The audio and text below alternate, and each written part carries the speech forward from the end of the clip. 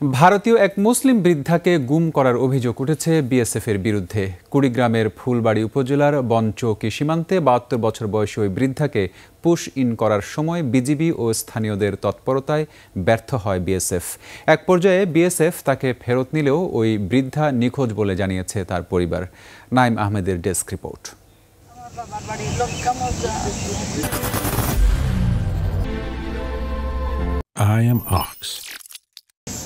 গত ২৮ মে কুড়িগ্রামের ফুলবাড়ী উপজেলার বনচৌকি সীমান্তে বিএসএফ ব্যাটালিয়নের পাগলিমারি ক্যাম্প থেকে ৬ জন নারী পুরুষকে বাংলাদেশে জোরপূর্বক ঠেলে দেওয়ার চেষ্টা করা হয়।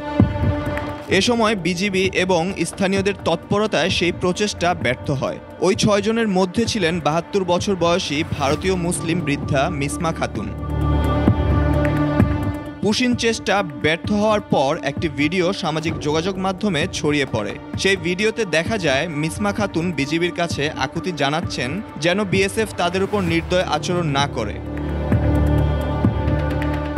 তিনি বলছেন তার কাছে আধার কার্ড, প্যান কার্ড ও ভোটার আইডি, ভারতের এইসব বৈধ পরিচয়পত্র রয়েছে, যা প্রমাণ করে তিনি ভারতের বৈধ নাগরিক।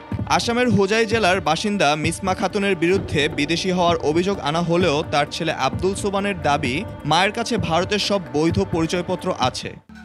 আমার মা কাঁদতেছে, তারপরে আমি ফেসবুকটা কমেন্ট করছি, কমেন্ট করা পরে আমি ফোন মারছি, ফোন মারা বাদে আলোচনা হয়েছে। বাট আমি সব অল টোটাল ডকুমেন্টস যা আছে সব ডকুমেন্টস আমি সাবমিট করছি আপনারা বিএসএফ এর কাছে। ভুক্তভোগীর ছেলে আরো অভিযোগ করেন পুশিন করতে ব্যর্থ হওয়ায় বিএসএফ তার মাকে গুম করেছে। আমার মা তারা ভাই বোন ৬ জন, ৬ জনের মাঝে আমার মা ৫ জনের ছোট, ৫ জন ইন্ডিয়ান হইলে ছোট মেয়েটা কেমনে বাংলাদেশি। এটা হিংসামূলক দায়রা ভারতীয় মুসলিমদের জুলুম দেওয়া। সীমান্ত এলাকার ভারতীয় মুসলিম সম্প্রদায় এই ঘটনাকে প্রতিহিংসাপরায়ণ ও সাম্প্রদায়িক বলে মন্তব্য করেছেন। তাদের অভিযোগ, ধর্মীয় বিদ্বেষ এবং প্রতিহিংসা থেকেই ভারত সরকার বিশেষ করে মুসলিমদের বাংলাদেশে ঠেলে দেওয়ার অপচেষ্টা চালাচ্ছে। নাইম আহমেদ, ২১ টেলিভিশন।